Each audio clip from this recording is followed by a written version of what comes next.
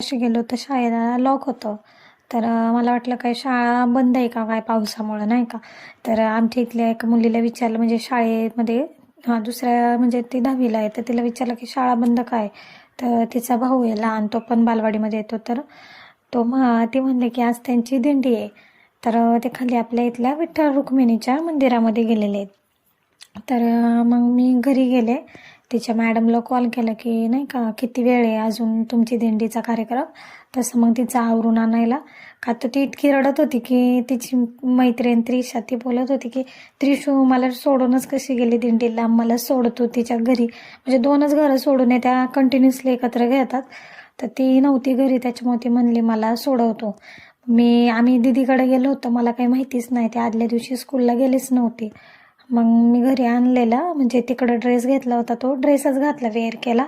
अजून वेळ असता तर अजून काहीतरी छान केलं असतं, माहितीच नाही काहीच. गजरा वगैरे आणायला लावला असता यांना, काहीच तयारी नाही.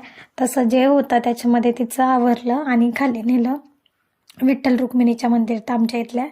तर सगळ्यांनी मस्त अशी सगळ्या मुलींनी, छोट्या छोट्या मुलींनी, काहींनी साड्या घातलेल्या, काहींनी खणाचे नाही का ड्रेस घातले होते, मुलांनी धोतर घातलं होतं. मस्त जिकडे बघावं तिथं नाही का, म्हणजे माऊलीच जसं काय तिथं हे की लहान मुलं पण इतके दंग झाले होते की काय विचारायलाच नको. आणि म्हणजे जाता येताना पण माणसं त्या आवाजाने अशी एकदम हे होत होती की सगळी येऊन तिथं बसली होती.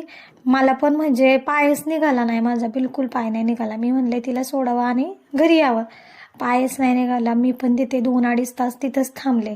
त्यांची 8:30ची शाळा होती. विठ्ठल आणि रुक्मिणींचा वेशभूषा केली होती.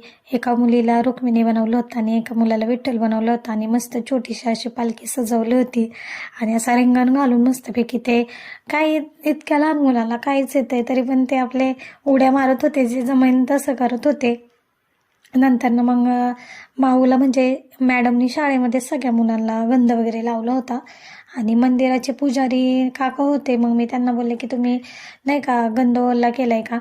तर आम्ही आतमध्ये गेलो, मग माऊला त्यांनी नाही का गंध वगैरे लावला. मी तिथंच नाही का विठ्ठल रुक्मिणीच्या मंदिरापाशीच थोडेसे त्याचे फोटोशूट पण केले आणि थोडासा व्हिडिओ वगैरे घेतला. तर खूप छान वाटत होतं. आणि माऊ आणि तिची मैत्रीण पण मस्तपैकी फुगडी वगैरे खेळत होत्या.